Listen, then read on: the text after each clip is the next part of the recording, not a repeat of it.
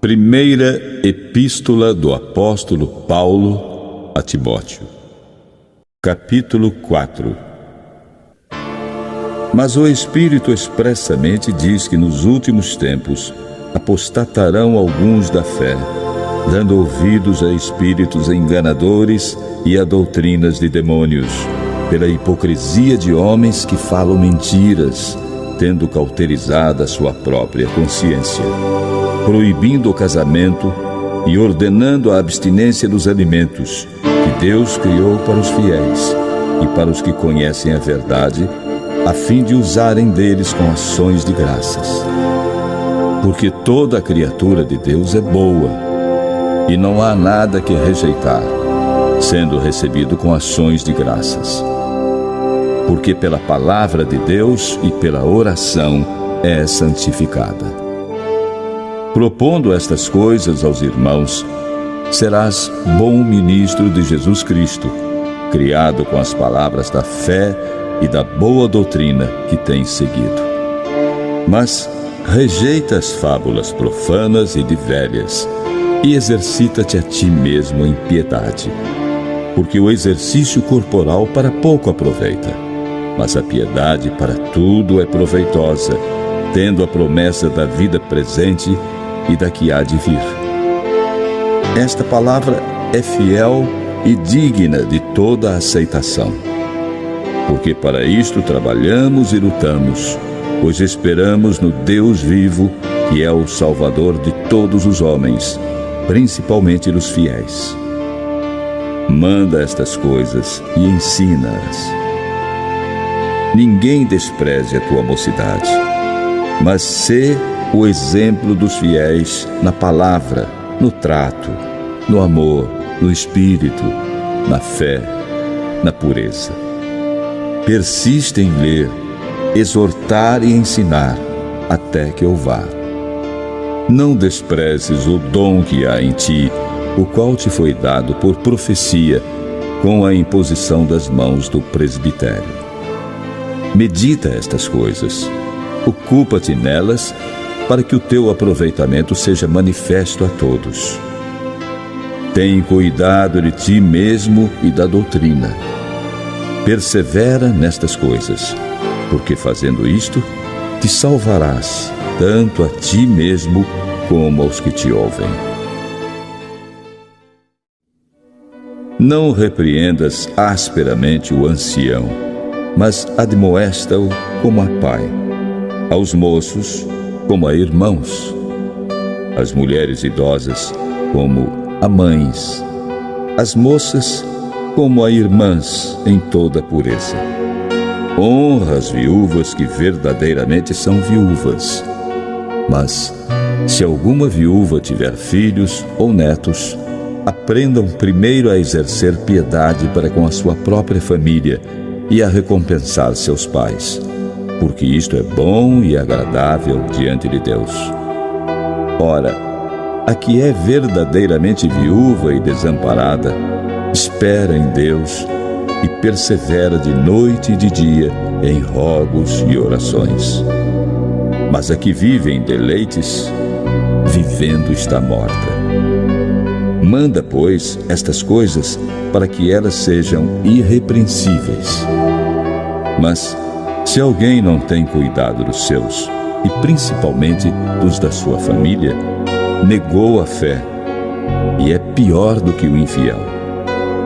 Nunca seja inscrita viúva com menos de 60 anos, e só a que tenha sido mulher de um só marido, tendo testemunho de boas obras, se criou os filhos, se exercitou a hospitalidade, se lavou os pés aos santos, se socorreu os aflitos, se praticou toda a boa obra.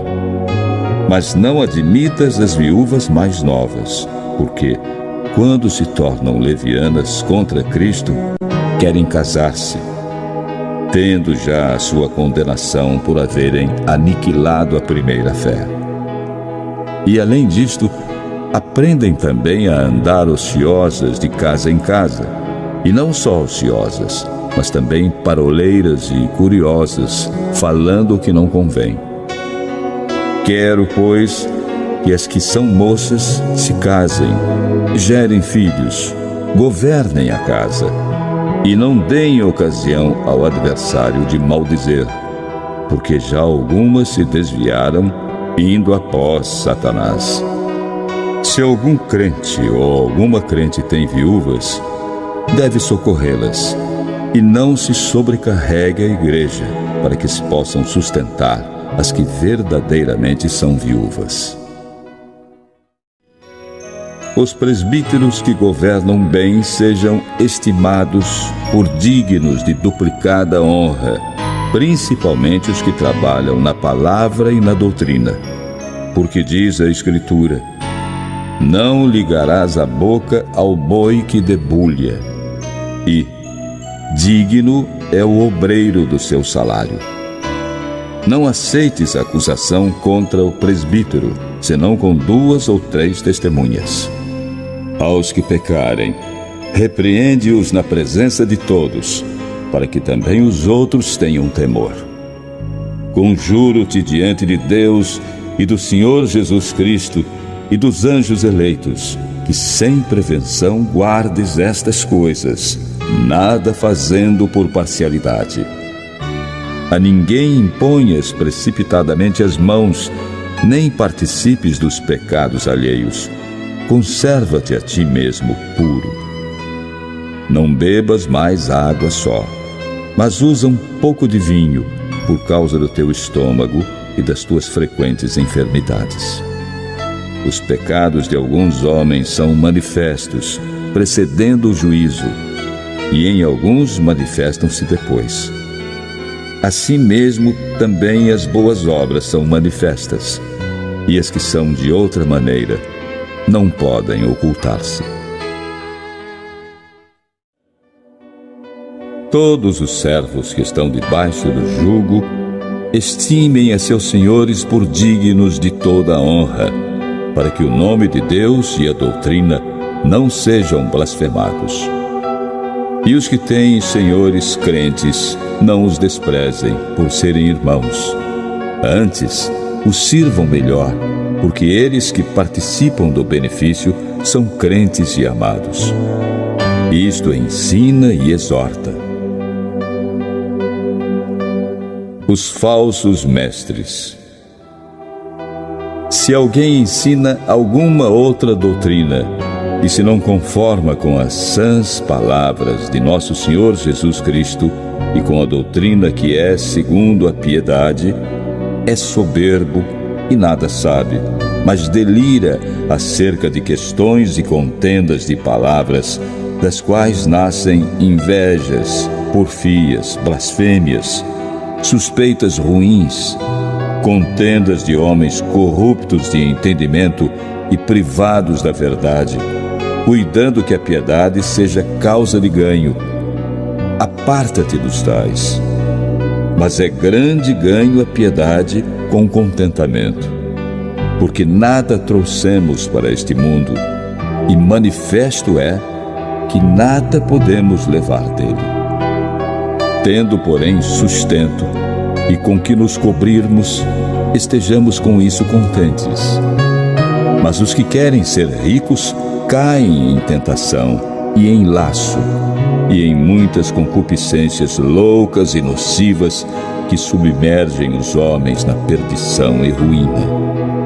Porque o amor ao dinheiro é a raiz de toda espécie de males.